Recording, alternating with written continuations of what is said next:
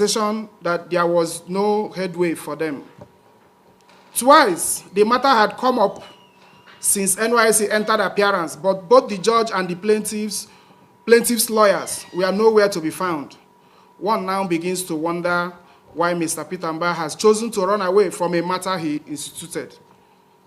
Kindly note that since the revelation by the NYSC and its Director General that the document Mr. Peter Mbah parades was forged, the governor has launched a syndicated campaign of calumny against the NYSC and its Director General. At a time, the NYSC is celebrating 50 years of unblemished existence and service to Nigerians, some centrifugal elements whose pastime it is to subvert the system should be restrained from destroying General Yakubu Gowon's beautiful gift to Nigeria. The above exhortation is vital given that the governor, like a bull in a china shop, has a litany of inglorious past records of penchant for destruction of revered institutions. You may recall that shortly after the exit of Mr. Peter Mbah as the Commissioner for Finance of Enugu State in 2007, the State Ministry of Finance office was gutted by fire in some circumstances that bore the imprimatur of an orchestrated plan designed to destroy evidence. Also kindly remember that when Senator Chimaroke Nnamani, the former governor of the state, was charged with corruption, Mbah's name was initially included by the EFCC after a rigorous and painstaking investigations that revealed that he had a case to answer in the mindless plundering of the state between 1999 and 2007. As a result of the EFCC's investigation, 31-count charge was preferred against Mbah and his co-accused by the EFCC at the Federal High Court, Lagos. However, how Mbah's name was thereafter surreptitiously struck out in the course of the prosecution still baffles Enugu people till date. Again, during the fuel subsidy probe of the Jonathan administration, Mr. Mbah and his pinnacle oil were invited for questioning by the House of Representatives ad hoc committee on the probe of the fuel subsidy regime of that administration. Enugu people still wonder till date how he managed to wriggle out of that subsidy probe.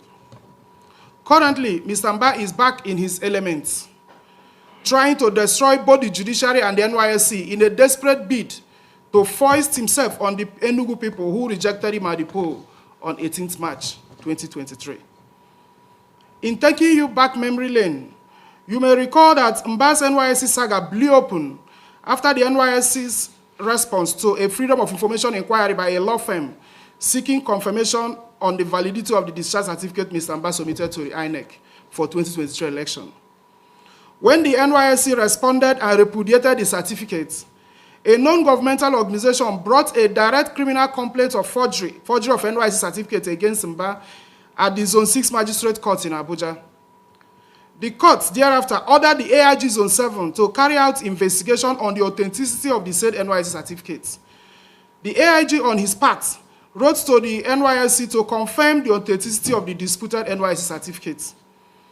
As can be gleaned from the court filings made by the NYSC in response to Mbah's suit against the call, it is evident that the NYSC had long responded to the police inquiry by sending a letter that repudiated the discharge certificate to the Office of the Inspector General of Police.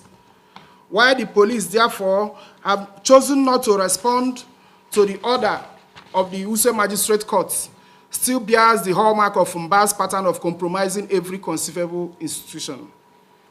Having set the above tone, we wish to therefore forewarn Nigerians as follows.